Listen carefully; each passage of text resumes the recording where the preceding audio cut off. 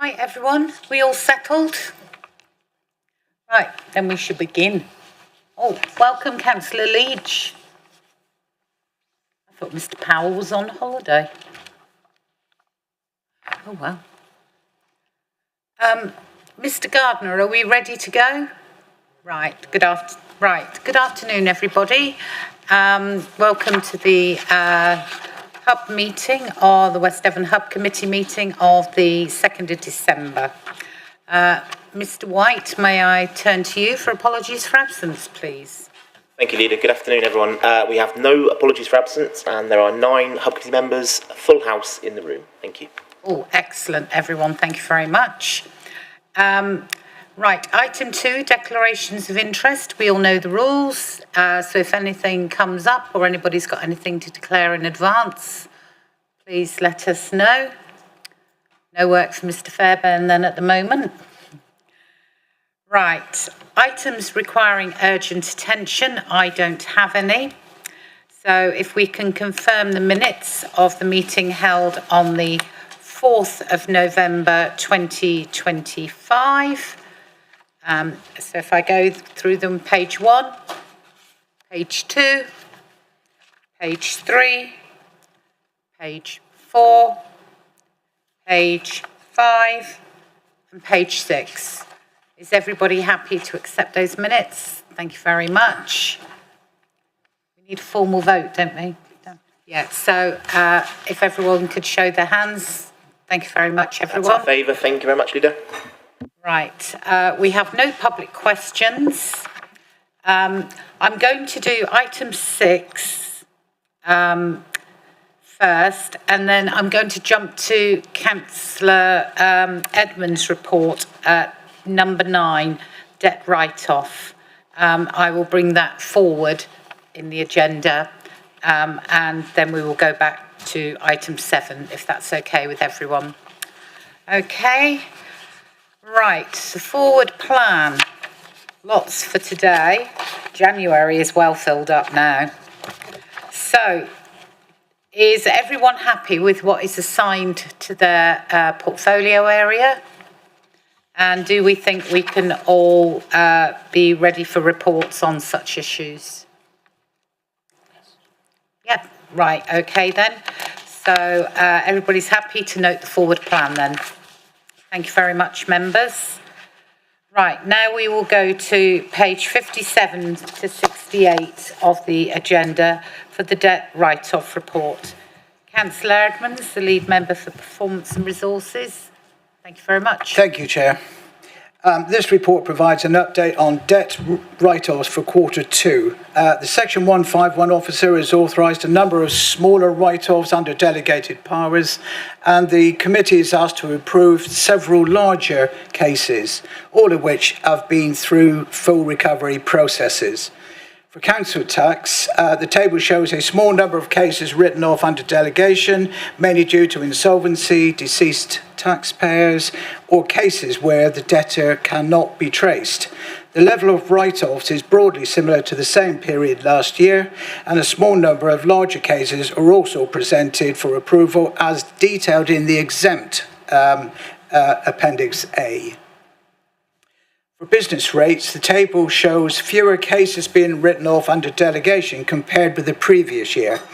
Most relate to untraceable debtors or small balances. 2 larger cases are included in the exempt appendix for approval. These figures demonstrate the effectiveness of our revenues and benefits team and robust recovery procedures in place. For housing benefit payments or overpayments, the table shows a modest number of write-offs, mainly linked to insolvency, deceased claimants, or non-recoverable overpayments. Levels are similar to last year and remain low overall. There are no larger cases for approval this quarter, and there are no sundry debt write-offs for this period. The Council continues to achieve above-average collection rates, with council tax in-year collection at 98.69% in 24-25, placing the Council in the top quartile nationally. and business rates collection at 97.81% places the council in the second quartile nationally. Debt recovery performance remains strong, with a sum of £617,000 recovered since April of this year, spread across council tax and business rates, prior year's arrears, and housing benefit overpayments.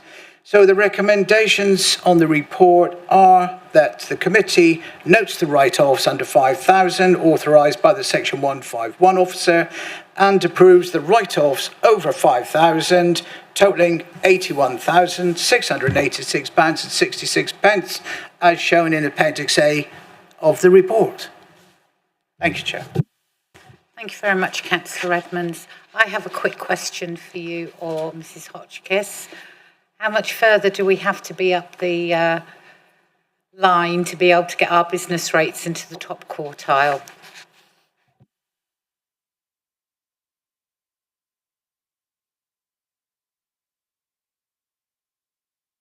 It would be higher if it were not for one large bad debt. So, yes, that is really the issue here, but I'll let... Thank you, Councillor Edmonds, and thank you for the question, Leader. Yeah, Councillor Edmonds is correct. I think with business rates, you have the challenge that if you have a particularly large ratepayer who doesn't pay, it obviously skews the overall position. We are working with that ratepayer at the moment, and they are actually now starting to make regular payments. I think just aspirationally, we obviously want to increase that collection rate in terms of how what you actually need to achieve to hit the top quartile. I think we're actually, based on 24-25 performance, we were still some way away from that, but every endeavour just to ensure that we're achieving that top quartile performance come the figures being published at the end of this financial year. Thank you very much. I like us to be on the top. Don't get anything for coming second, do you? Right, does anybody have any questions for Mrs Hotchkiss or Councillor Edmonds, please? No? Councillor Edmonds, you've proposed your report. I'm happy to second. Any debate, anybody? No, I'd just like to say thank you very much, Mrs Hotchkiss, for all you do to collect in as much of the monies outstanding as you do. I know you and your team work really, really hard on it, and I know Councillor Edmonds has quite a bit of input as well. Yes, so thank you very much from us as a hub committee to you. Okay, all those in favour then, please, members. That's unanimous. Thank you, Leader. Right, if we can come back, and it's coming back to me now, and this is the budget setting process, page 13, agenda item 7. The recommendations have been put on the screen, and we have got down our outstanding budget gap that we had since the meeting in November, which is great news, and a thank you to Mrs Buckle and her team. Welcome Mrs Henstock online today. So, Mrs Buckle, would you like to proceed, please? Thank you, Leader. Yes, so this is our report just before we received the finance settlement from government, which is due out in the week commencing 15th of December. So the government have confirmed some things which we already know. So in the week commencing 15th of December, we will have a 3-year financial settlement from the government. We have been told that the fair funding review will be implemented. And we also know that the business rates baseline reset is also going to happen. Members will be aware that the government have said for many years that the business rate baseline reset will happen, and then it has actually been deferred. But we have had confirmation that it is going to happen from 1st of April 2026. Unfortunately, that means the amount of income which we will get to receive from business rates is going to be lower because the element of growth which we have had in previous years, we're not going to be able to retain that growth anymore because we will get a higher business rate baseline reset. The government have also said that they've confirmed that new homes bonus funding is being withdrawn, but there was a policy statement which came out last week previously, and that did confirm that a new grant, something called the recovery grant, which was a new grant for this financial year, that has been confirmed that we are going to receive that for the next 3 financial years. It's just over 60,000 for the Borough Council, but it's something we hadn't factored in. So the fact we're going to get that 63,000 for the next 3 financial years, that's good news. We do await to hear in the week commencing the 15th in terms of what that 3-year financial assessment is going to look like for us. Within the papers, Fair Funding Review, particularly on page 20, we have done some modelling about what we think that would look like. So we just need to see if when we get our figures on the 15th of December, whether that actually holds true. We think that modelling is quite accurate, but it would be nice to see our figures confirmed for the next 3 financial years. One of the updates that we have had is the triennial pension revaluation. So this is done every 3 years. The council is part of the pension fund for Devon, which is administered by Devon County Council. And what those funding levels show is an improved position over the last 3 financial years. So our pension fund is now 92.8% funded. And the funding deficit has reduced to 2.64 million. And you can see there on the table on page 18 how the position of the fund, and this is just West Devon's share of the Devon Pension Fund, how that has actually moved. So you can see we've got assets there of 33.8 million and total liabilities of 36.4 million. What that has meant is that our employer primary rate contributions to the pension fund are able to be reduced over the next 3 financial years. So that's very good news. So it's gone down from 17.8% to 16.7%. So in cash terms, that's enabled us to have a reduction of 95,000 per annum. So that's good news. We've been able to build that into our financial figures for next year. Also on page 18 there, Devon business rate pool for 26-27. The advice that I have received today is that it is unlikely that we would pool for next year. We need to wait to see what the financial settlement says when it comes out just before Christmas. But the fact that the business rate baseline reset is going to happen, there isn't going to be the growth. Therefore, it's very unlikely that we would be recommending to members that we pool for next year. So, you know, we have been in that pool since 2013. That pool has given the council very good pooling gains over the years.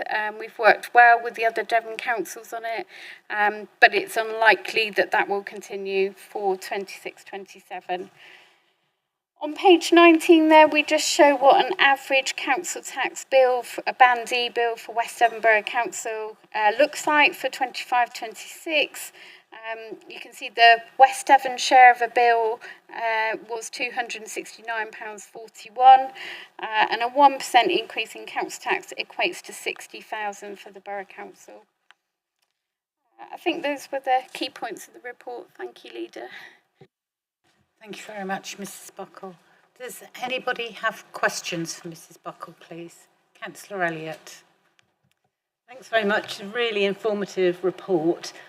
Could you just say a little bit more about the business rates pool and why the reset would mean it wouldn't be advantageous for us to stay in it? Because as I understood it, there was a sort of bonus for sharing between us, being part of the pool. So I'd just like to bottom it out and really understand it properly. Thank you. Yes, it goes back to when business rates were first localised in sort of 2013, when the idea of pools came about. And the original idea was that government were very keen for areas, economic areas such as Devon, to pool together their business rates. And they wanted to incentivise councils to do that and to work together on things like economic growth. And what the pool enabled us to do was to keep a certain element of any growth. So rather than that money going back to Treasury, we as individual councils were able to keep that. What has happened with the business rate baseline reset is the safety net has been set at 100%, which is different to how it was back in 2013. So essentially, because the growth element has been taken away, it doesn't now make sense, or it's too risky for us to go into a pool. If the pool has been running for a couple of years, obviously it's something we look at every year. It may make sense for us to pool in later years as Devon councils again, but the advice at the moment is there's no advantages in pooling. There are only possibly disadvantages. It's because the baseline reset has happened. It's because they've changed the safety net. But we would continue to take advice every year and take that decision annually. Thank you. Hope that helps. It does, thank you. Councillor West, please. Thank you, Leader. First of all, I really applaud the fact we've got 3 years of funding going forward. It gives us some certainties. But obviously with that, I'm just questioning whether the government has put any provision in place for inflationary pressures that there might be, or is it just going to be a fixed sum? I know myself, because if we look at our trend in terms of our budget, we've gone 100,000, 400,000 and so on. So we know, and that is always the case. I'm just wondering if the government within the legislation has allowed for any increases proportional to inflation, it be just below inflation, or hopefully above inflation, but it's just a concern with the 3-year settlement. I think probably, well, certainly they won't have, and there won't be anything within there for inflationary pressures. And what they have said is that many district councils will be what's called on the floor. And for those councils, they are going to get, in terms of a 3-year settlement, the maximum they could get is a 5% reduction in their funding, but then the year 2 and year 3 would be what's called cash flat and cash flat. So for those councils worst affected, the district councils, they'll get a 5% reduction in year 1, cash flat in year 2, cash flat in year 3. So councils' costs will continue to increase over those 3 years, but there will be no extra funding coming in to meet that. So it's, the fair funding review, I think particularly for Devon councils, is going to have quite an impact. But we won't know the true scale of that impact until we see the finance settlement. What came out about 10 days ago in the policy statement is they have taken away the remoteness factor from the funding block that district councils get the majority of their funding from. So the remoteness factor has only been retained within the adult social care funding block. Well, obviously districts don't deliver that service. It's been taken away from all service blocks apart from adult social care. And the reason the government gave for that is they said that when they reviewed evidence from councils about remoteness, they felt the strongest evidence came from adult social care. So that was a bit of a surprise, I think, to the sector, certainly to district councils, that remoteness factor has been withdrawn. And that's what we are looking to see. What is the impact of that on our 3-year figures? And the fact that the figures are only going to come out a week before Christmas, it isn't going to give us very much time to react to that. But hopefully the modelling that we have done has, in the main, sort of picked that up and tried to model for that impact, but we won't actually know the true impact until we see the government tables that they will issue. Thank you for that, Lisa. A good report as ever. I just have that concern. We've got this. We are a rural area. We just talked about EVs, putting 3p a mile. Hasn't considered what the impact might be on the rural area. And again, it seems to be worrying. This is centralisation is taken away from the rurality and a lack of recognition of that for districts and county at that level. Thank you. Councillor Jury, and then Councillor Moody, did I see your hand go up? No. Thank you, Chair. I just wonder if I could ask a quick question really for my own understanding, and hopefully it might help others as well. Coming from a period where all we seem to have talked about was a negative revenue support grant, I obviously can't help but notice that there's a significant increase in the figures to the revenue support grant this year, which is obviously offset to some extent by other grants, in particular last year, the floor payment we had, that no longer exist. But I couldn't find any reference or explanation to that in the text at all. Maybe I missed it, but I couldn't find it. Is that figure something that is awaiting the settlement confirmation that we would normally get later on in this month?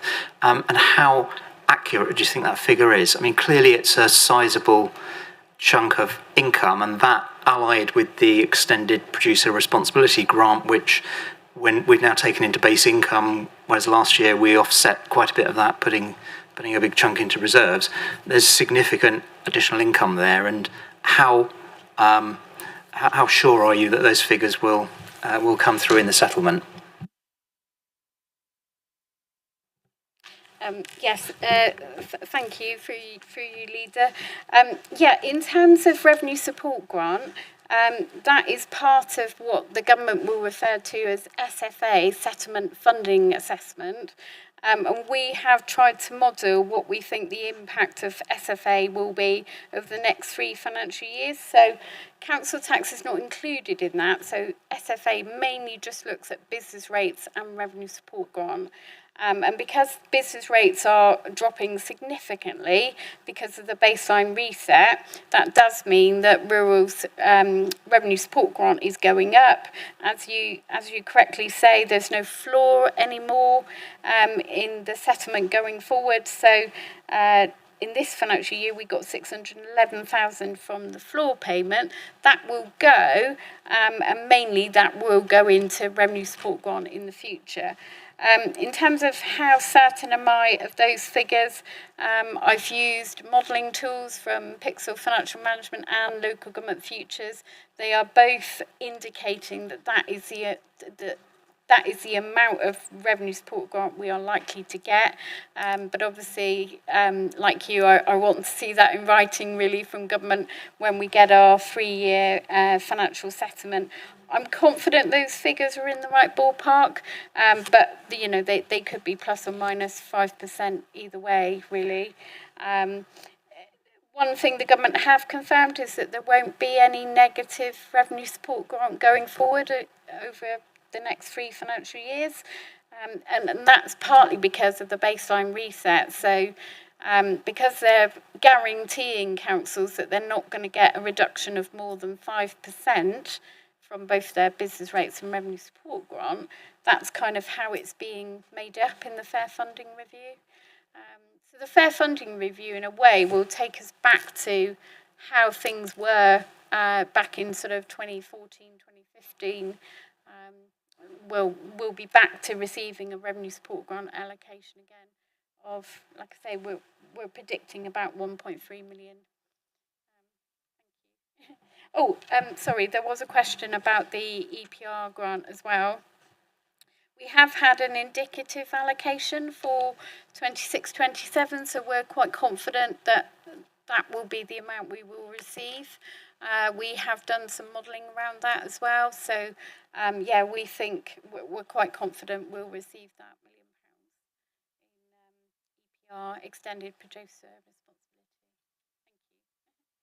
Thank you, Mrs. Buckler. I'm quite pleased that the spectre of negative revenue support grants seems to have disappeared.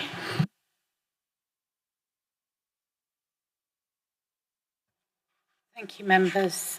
I was going to say something about these and I've forgotten. Oh, I know. I believe, and Mrs. Buckle may correct me if I'm wrong, it might be week commencing the 15th of December, but they're talking about it being possibly the Thursday. So it's going to be several days into that week. And that's when they're quoting. So don't think it's going to arrive on Monday the 15th because they're talking at Thursday at the moment, aren't they? So, Yes, that's right, yeah. From what I've heard from the LGA. Right, so we've done questions, everyone. The proposals are up there, which I've proposed. Anyone to second, please? Happy to second. Thank you very much. Any debate, anybody? I'm going to add in 2 seconds worth here, and I really hope this can be done, is the increase on the Devon and Cornwall Police and Crime Commissioner. I think the figures there could be quite interesting in the budget going forward, with the role ceasing quite soon. So it will be interesting for me, sat on the police crime panel as I do, and, looking at the budget as to whether that can be reduced, because I always think that bill is the sting in the tail almost on your council tax bill, that they've got the right to increase theirs more than we have, etc., which I don't really approve of. So it will be interesting to see what the figures are, and also how members around the room on the panel, so members from several areas of Cornwall, but from every district and borough in West Devon. So it'll be very interesting to see how that goes and what comes out of that. So, right, anyone else for any debate? No? Right, may I see all those in favour, please? Unanimous. Thank you, Leader. Thank you very much. Thank you very much, Mrs. Buckle. Mrs. Henstock, you weren't needed today. Right, if we can now move to item 9, please, on page, item 8, sorry, on page 37. That's because item 9's in my head that we've done it. Mr. Hawke, are you going to come forward?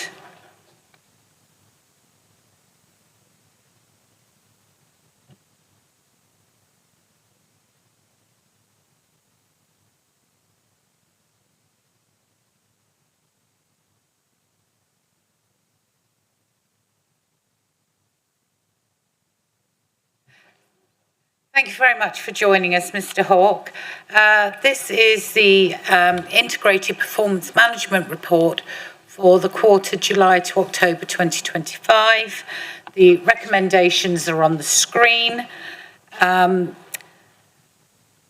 this is basically to state where we are and where we're going. And where we're going could be a little more interesting with some of the cost pressures that we're facing.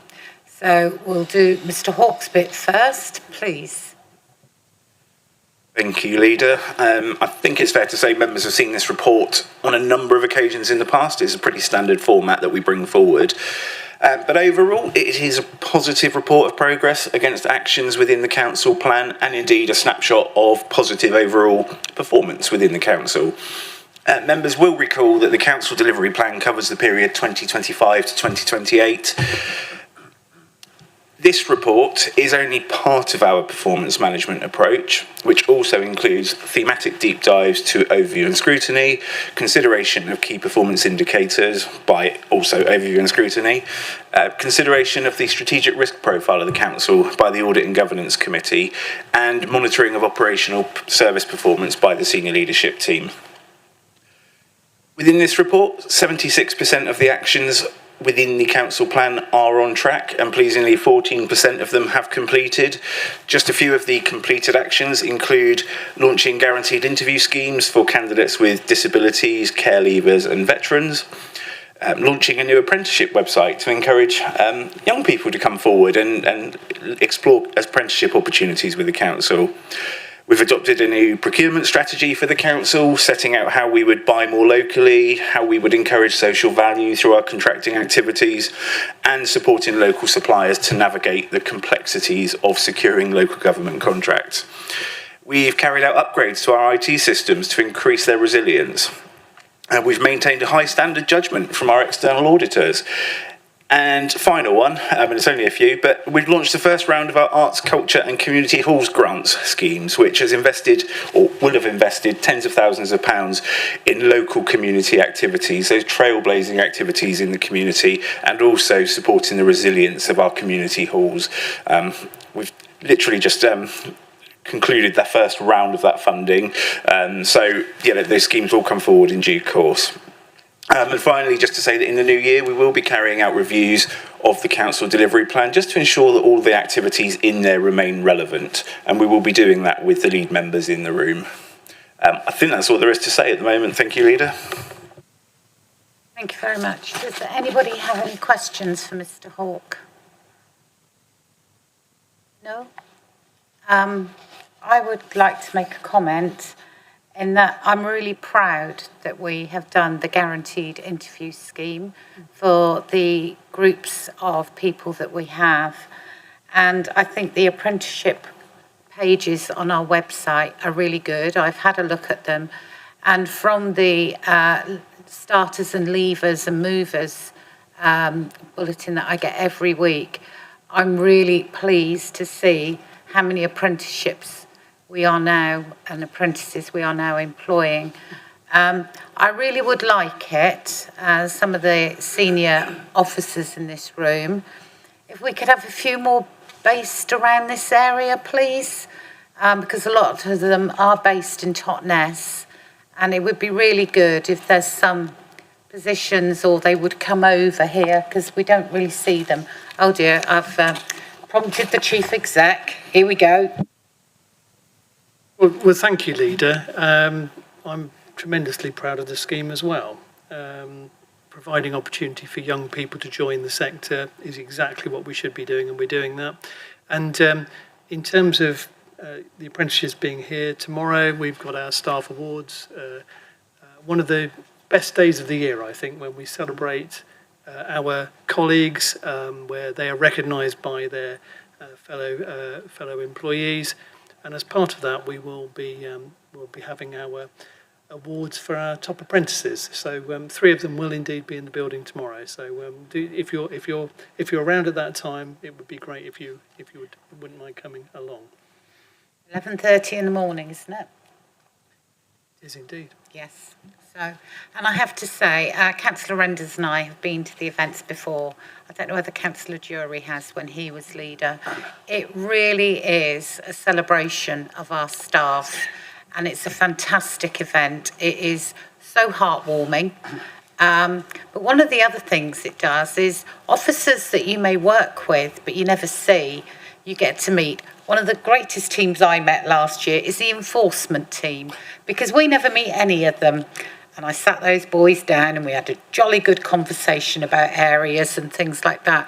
So it's really good to be able to see the teams of people that you don't necessarily see on a daily basis or coming to the office. So it will be really good to see members, if they can, come and join in. Thank you. So nobody had any questions. So is anybody happy to second the recommendations, please? Happy to second. Thank you very much. Anyone wish anything else to say? Councillor West.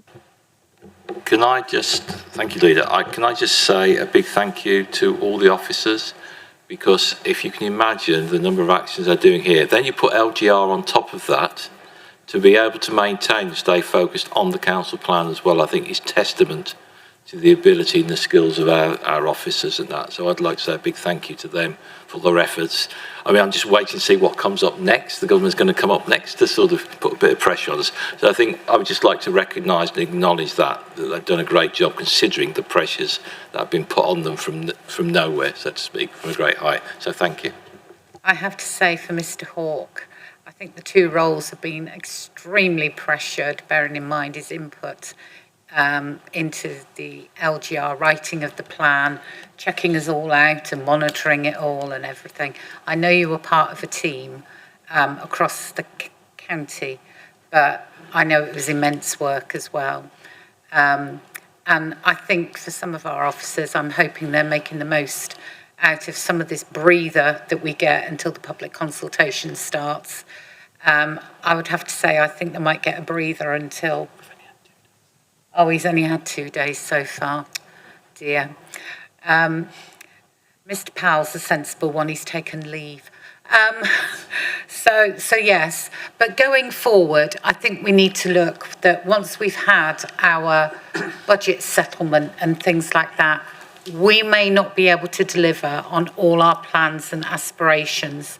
And Mr. Hawke, myself and the Chief Exec may come round to us all and say there may be something we have to drop because we can't afford to do it. At the moment, we just don't know how much money we're going to get. And it will be a real shame if we can't deliver on it all. But, you know, I sincerely hope that we do have enough money to fund what we wish to do. So thank you. All those in favour, please. Thank you very much, members. Unanimous. Thank you.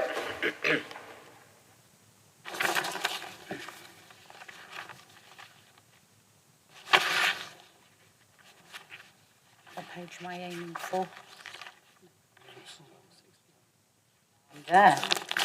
Right. Now we have the report of Councillor West, our lead member for climate change and biodiversity. Councillor West, please, and Mr. Williams. Thank you. Thank you, Leader. This was deferred to the last meeting pending some additional information with regard to potential grants going forward. The recommendations are up there. I know we'll come to those in a moment. It is a chance for us to actually look at what we've managed to achieve in tackling our aim of climate change within the global equation.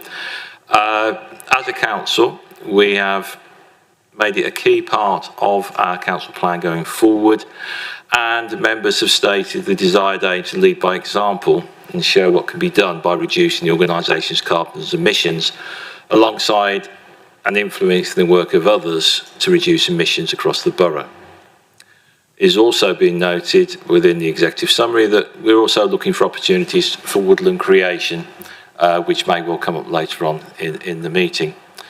The report aims to provide an update on the progress of the Council's climate change and biodiversity activity in line with the aims and actions within the Council plans. It sets out the progress across several projects, including our wildlife wardens, renewable energy installations, energy efficient trials, electric vehicle infrastructure, that's not an easy thing to say, training of the details, the unique opportunity to acquire land, delivering a substantial new community woodland for Tavistock, potentially. So there's been a lot going on, and if I just refer quickly to the council plan, which you've got within there, it is basically, as already stated, a key priority. The projects that we've outlined just actually represent some tangible actions towards achieving net zero organisation emissions by 2030, while enhancing the biodiversity across the borough. As colleagues will be aware, the plan includes 3 primary aims for climate and biodiversity: an increase in biodiversity across the borough, continue to make reductions in CO2 emissions across the borough, and lead by example to promote positive action on climate change and biodiversity. I hope when Adam Williams actually goes through some of those activities and the progress, you can see what we've managed to achieve within that. So if I hand over to Adam, could you sort of go through some of those examples, please? That'd be great. Thank you. Yep, sure thing. So as Councillor West highlighted, this is a report to cover all the work that we've been doing over the past year for climate change and biodiversity. It covers a wide range of activity over the past year, so I'll just kind of like highlight some key areas within that report. So from a biodiversity initiatives side of things, a wildlife warden schemes evolved into an education and signposting model with a dedicated microsite which launched last month. The purpose of that is to provide resources around improving biodiversity, have an events calendar so people can see what opportunities are of community involvement coming forward. And we'll also be planning to conference-style events next year to bring wardens and partners together. From an energy efficiency and renewable energy point of view, our thermal imaging camera scheme is now in its third year. It's available for communities to identify heat loss and to also link retrofit advice. Last year, about 20 homes were assessed with the help of Tamar Energy Community, and some have since implemented energy-saving measures on their homes and also community hall buildings as well. Solar projects are progressing as well, including this new solar array at Kilworthy Park. That's expected to generate about 29% of the building's energy use, saving about 5.7 tonnes of CO2 a year. We're also preparing some proposals for additional solar installations at some of our business centres as well to further cut our Scope 2 emissions. And we're also about to trial the use of a product called Endotherm. It's a wet heating system additive, which could see 10 to 15% of savings on our gas bills as well. From a transport and EV infrastructure side of things, you see a recommendation there is to seek some funding to some more EV charging at Kilworthy Park. So the council did adopt an EV strategy in 2023. We've since added a new electric vehicle to our fleet. But to enable a further transition, we need more charging infrastructure at Kilworthy Park. The proposal is for one dual 120 kilowatt rapid charger and 6 22 kilowatt chargers to support both the fleet and the public.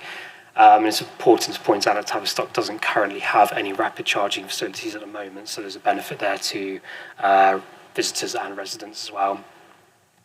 And finally, from an organisational practices side of things, we continue to deliver carbon literacy training.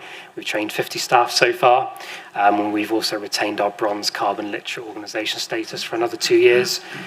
We've also launched the new project impact tool to embed climate and social considerations into decision making, and you'll see we've used that for this project as well, so there's an appendix to show you how that tool's been used to assess the EV charging.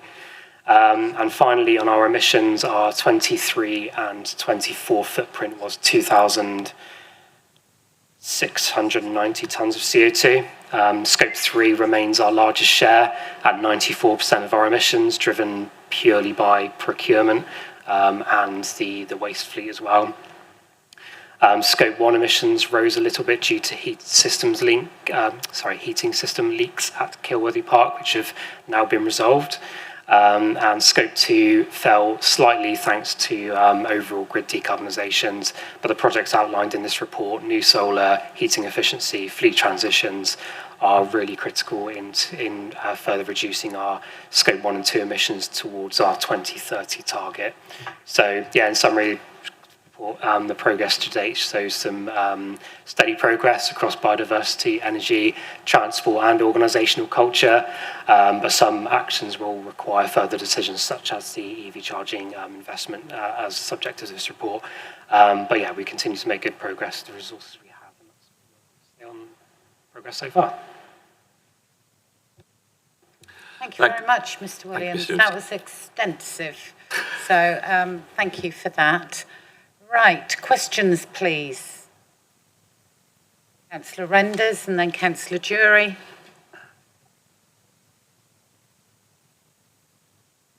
Thank you. I had some reservations initially on the cost of the EV input, but then I started to think about it a little bit more, realised we're leading, for example, that's mentioned in here, and the fact that it will reduce overall costs going forward for our own fleet. But my one question was, you mentioned the fact that it would be open to the public. How will we be advertising that? And are we looking at that as maybe a revenue stream? Yep, so, I mean, the EV charging kind of advertises itself really as soon as the charge goes online. It goes on to something called ZapNap, so anyone who's got an EV car can just see that located. And yeah, it would be a revenue stream for us as well.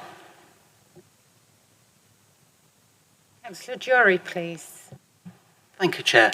I've got 3 questions, if I may, and you won't be surprised to learn that they are around the same topic and the installation of the EV at Kilworthy.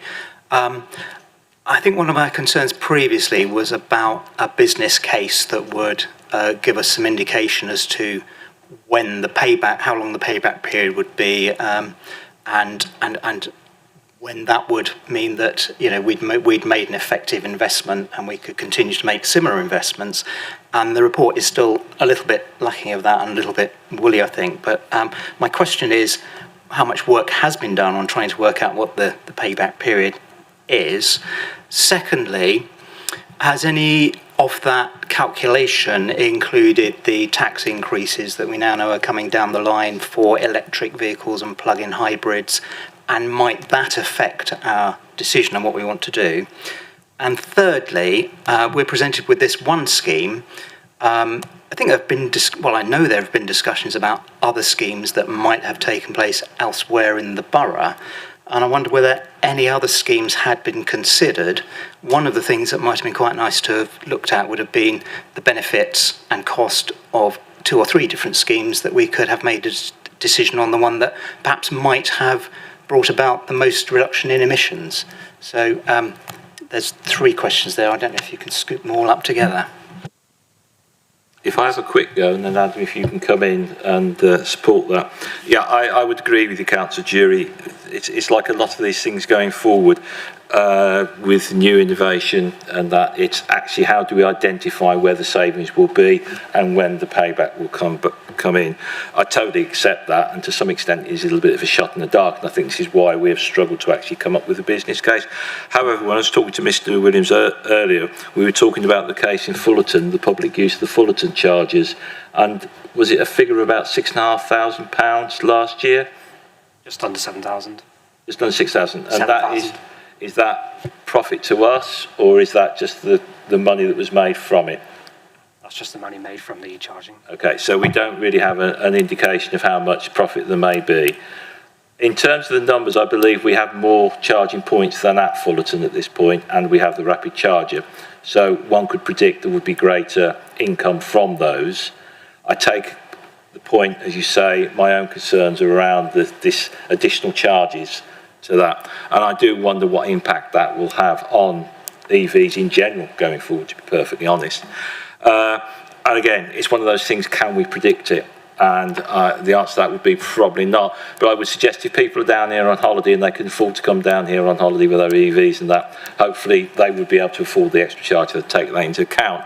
And I would like to think as well that the opportunity with our own local community, I know it's Tavistock and there are other areas, would actually welcome this in the sense that we may be travelling half a mile to get it charged in that, but the savings around that, the speed of it and the convenience of it may well encourage people to use it.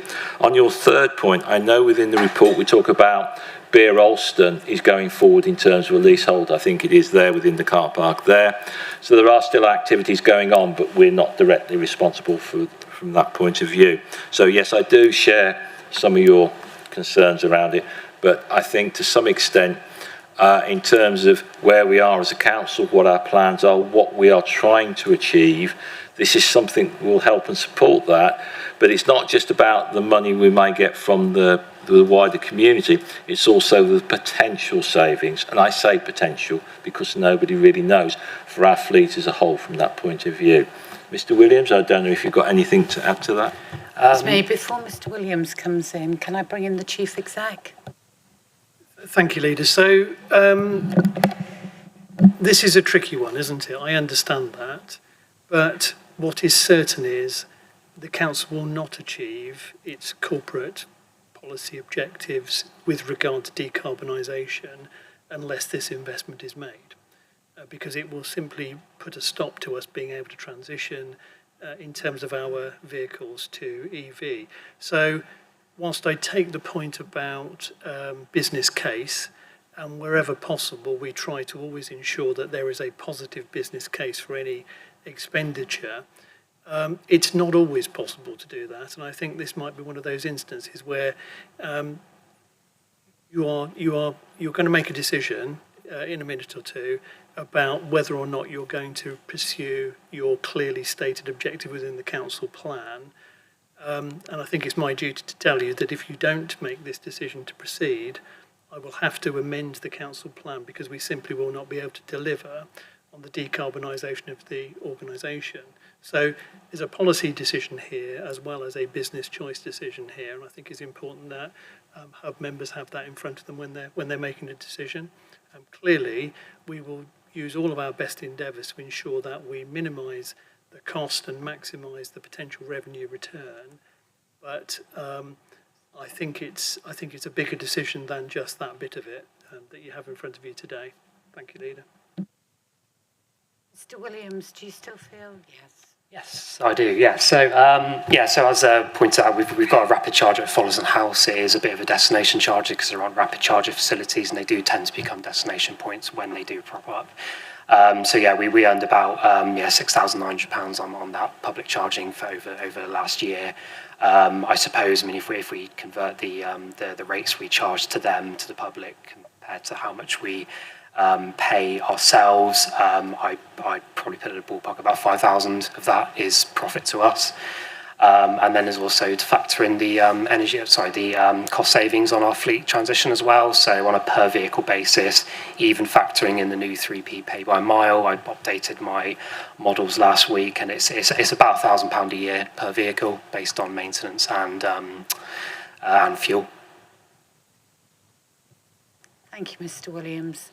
Can I now ask Councillor Elliott to come in? But Councillor Daniel, I'm well aware you're here.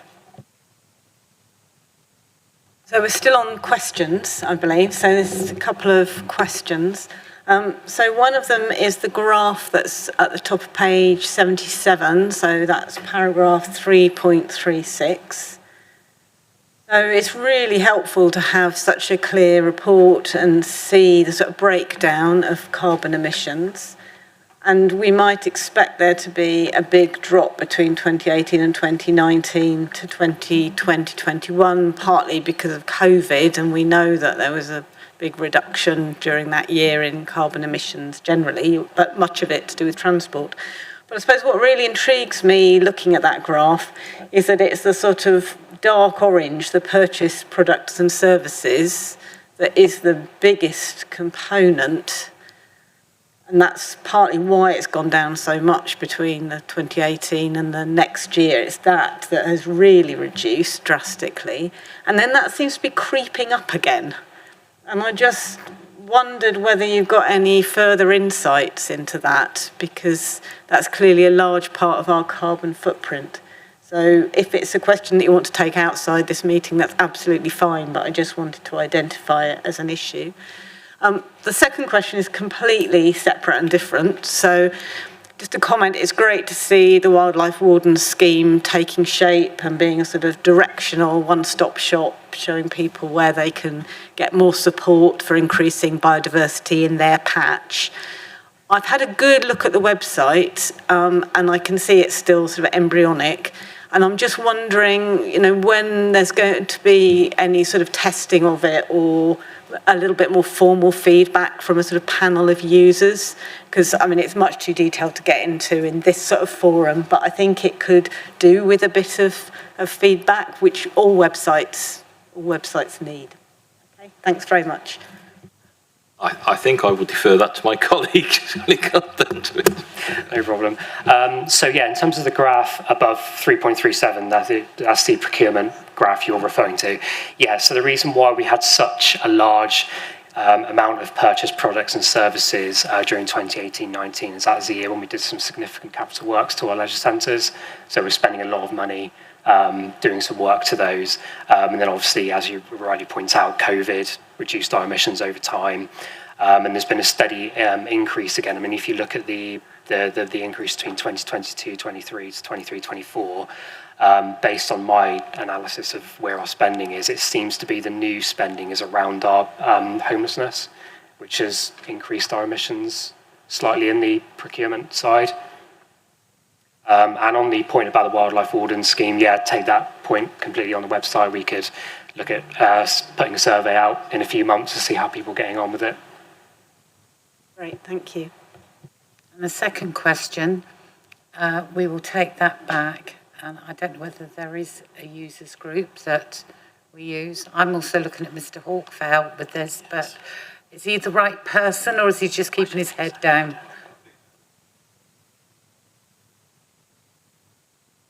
Thank you. So we will seek feedback for you from that. Right, Councillor Mott, please. Just as a little bit of feedback, it would be nice if the people that were listed on the website were to respond to queries. Okay, I will leave that with the officers. Yes. Right. Anyone else from the committee before I move to Councillor Daniel? Councillor Daniel, the floor is yours. Thank you, Chair. I'm going to talk about EV chargers because I've been an electric car driver for 6 years, and the infrastructure in Devon outside... Councillor Daniel, is this a question? Yes, there's a question at the end of this. Okay. I just want to make a comment to start. The infrastructure in Devon outside of the cities is still in the dark ages, and I just want to give an example that happened to me last weekend. I drove to North Devon, couldn't charge my car because the charger I was going to use is out of order until 2026. Looked on ZapMap, oh yes, a new bank of electric vehicle chargers, but they don't have a charger that fits my car because it's still a wild west outside with manufacturers using all sorts of different charge points. So there's not one size fits everything. So by this time I'm down to 5% of battery and it's dark. So I limped along to find another charge point. There wasn't enough power to charge 2 cars at once. So I had to wait a whole hour before I could plug my car in. And I think anything that we can do to improve that situation for electric car drivers is wonderful, and I'm really, really pleased that we're going to have some fast charge points in Tavistock.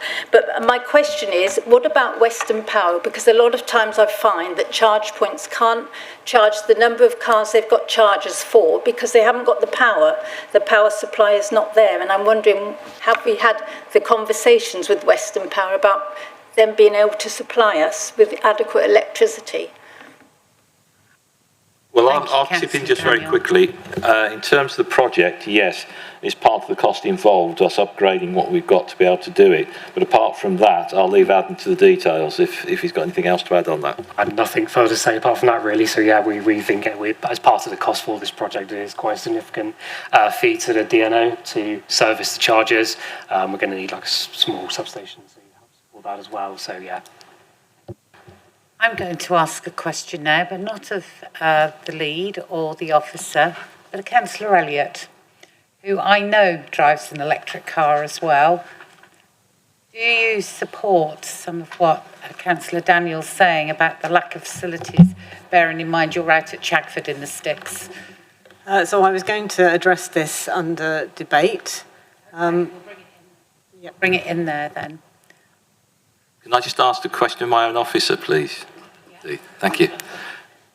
Mr. Williams, in terms of the point that Councillor Daniels has talked about, will our charger be a one-size-fits-all charger, we're aware, or are there going to be issues that for some of the users they won't be able to access it? I didn't realise that, Councillor Daniel, to be perfectly honest, so I'm just putting that question out there. Yeah, I will check with our electricians and who's going to be installing that to find that out. Because I know, first and second generation assemblies still use a Chatty mode chargers. So yeah, I mean, hopefully we can find a way to rectify that and make sure there's availability. I would like to see that if possible. Thank you. Oh, sorry. I think I don't think there's anything we can do about the rapid charger because the older chargers don't take a DC supply, don't take a DC current, so that will just have the standard fitments. Thank you, Mr. Williams. Right, Councillor West, you are proposing recommendations as laid out in the papers and on the screen. I'm happy to second. Thank you, Chair. Let's move into debate. Councillor Elliott, you can go first. Thank you very much. Okay, so I'm not going to comment too much on the lack of charging across Devon because I don't do as much driving across Devon as my colleague, Councillor Daniel does. But I think there is a point to be made that it's still a very shaky infrastructure in terms of EV chargers. As Councillor Daniel has said, it's a bit confusing in terms of the different types of chargers that there are, and they have to be compatible with your car. But there's a danger that we get into a sort of catch-22 situation, that because there's no infrastructure, people are not minded to buy electric vehicles, and then there's no pressure on the infrastructure. And I think this is where we have to take a lead as West Devon, and it's part of our council plan, it's one of our priorities, and it is a way of reducing carbon, but not just for us, but more broadly. And I think there's another sort of practical point. People were asking about how will the public know that there's a charger here. Well, those of us with EVs know that you have various apps which will tell you. But the thing that makes it really more sort of appealing is that there's somewhere to have a cup of coffee nearby. Now, in the summer, it would be great to park up at Kilworthy and walk down into Tavistock, and you could actually argue that it will improve businesses in Tavistock if there's somewhere relatively central that people can park up for an hour and do some charging, and that will be good for Tavistock as a place. But in for the future, as we don't know exactly how this building will be used, presumably, in the next 5 to 10 years, then I think it will make it a more appealing location for somebody to locate a sort of coffee shop.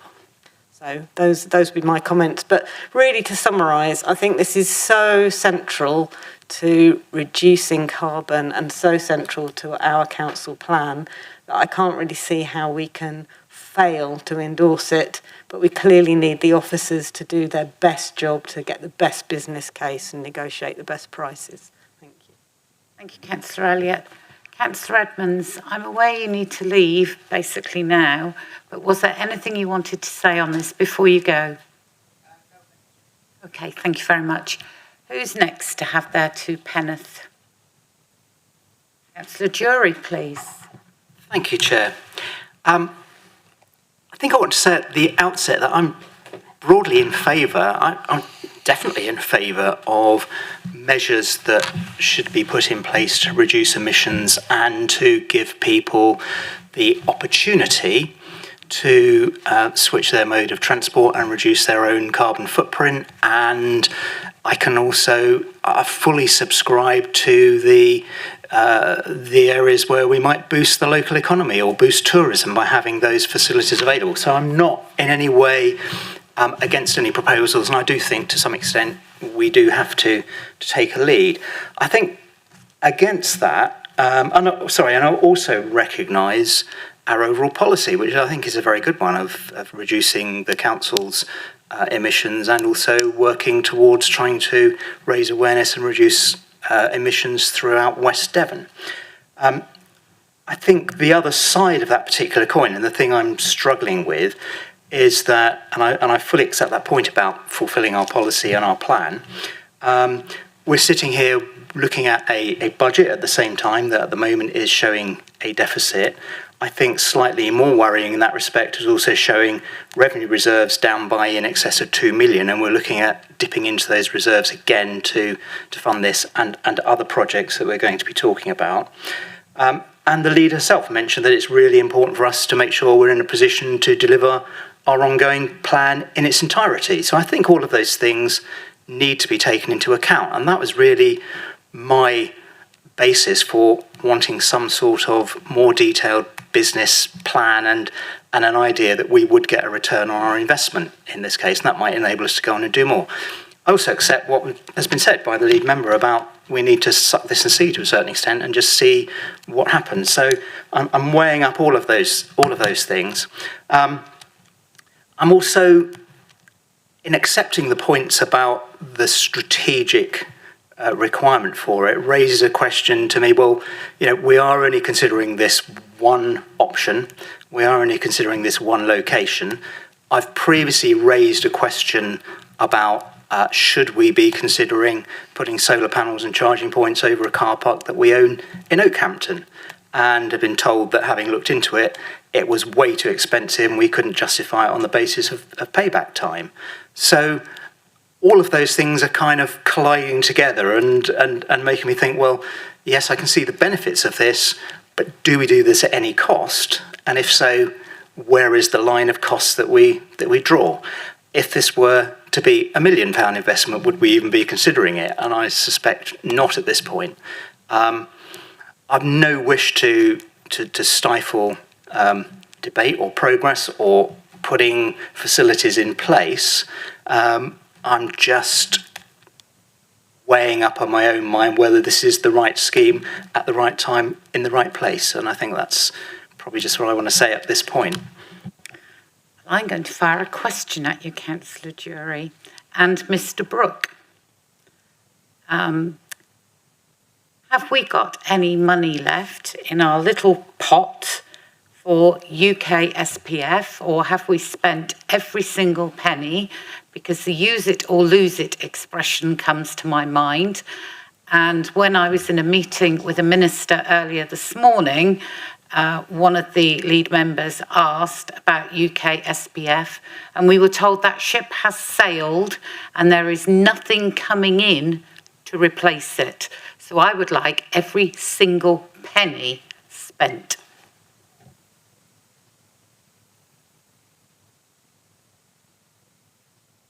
I think I can answer that, and perhaps Mr. Brooke will confirm for me. But we definitely have plans in place to make sure that it is fully spent.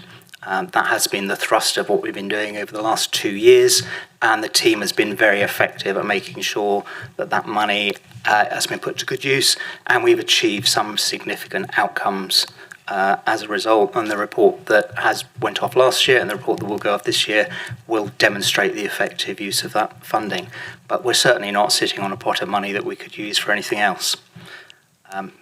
Mr. Brooke hopefully will confirm what I said. So may I just follow that then? Sorry. All of the projects that you have and where the money has been allocated to, will they all finalise by March the 31st when the pot closes? From my perspective, I'm certain they will. Thank you. If I forgive me, I don't want to speak out of turn, but Leader and Councillor Jury, I agree entirely with Councillor Jury's statement there. It's on track, and we will ensure all the money is delivered where it's needed, as has been the case for the whole programme. Actually, it's been very successful. I know it's been very successful, and we're very grateful to you both in particular, but I just hope there might be a few thousand that may trickle back or whatever, because these things do happen occasionally, that we can put it and offset it, because as I say, use it or lose it. So if everybody's done with debate, Councillor West. If I can try and summarise what's gone on. I don't think you need to. No, okay. Well, my only comment would be, I'm trying to remember the Oakhampton scheme that Councillor Jury mentioned, and I can't remember it offhand. I don't quite know the costs involved, details of that. For me, it fulfils a number of aspects within our plan. It gives the council opportunities in moving itself forward to become more carbon neutral, which perhaps may not have been so evident from the proposed scheme that was there. So I would recommend this for all sorts of reasons, but taking note of comments from other members. Thank you. Okay, thank you, Councillor West. Right. Is everybody ready to go to a vote, please? So can I ask for all members who agree with the recommendations as laid out that have been proposed by Councillor West, seconded by myself, all those in favour, please show. That's unanimous. Thank you, Leader. Thank you very much indeed, members. Thank you, Mr. Williams. Now you can start to put it into place. Right, members. Thank you very much for staying that extra time. Yeah, thank you very much for staying on. Right, item 11 is the exclusion of the public and press. Mr. Gardner, are you ready to press a button, please?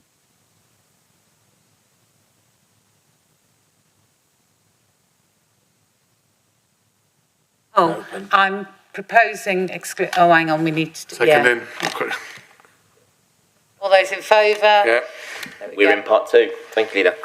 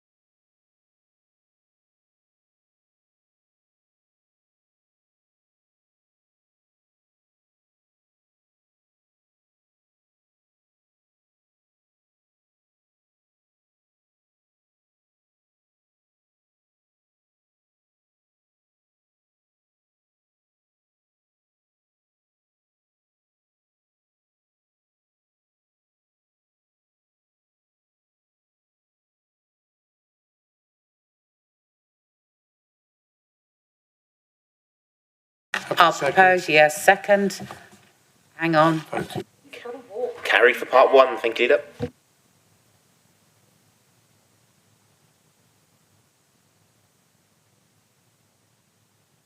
Right.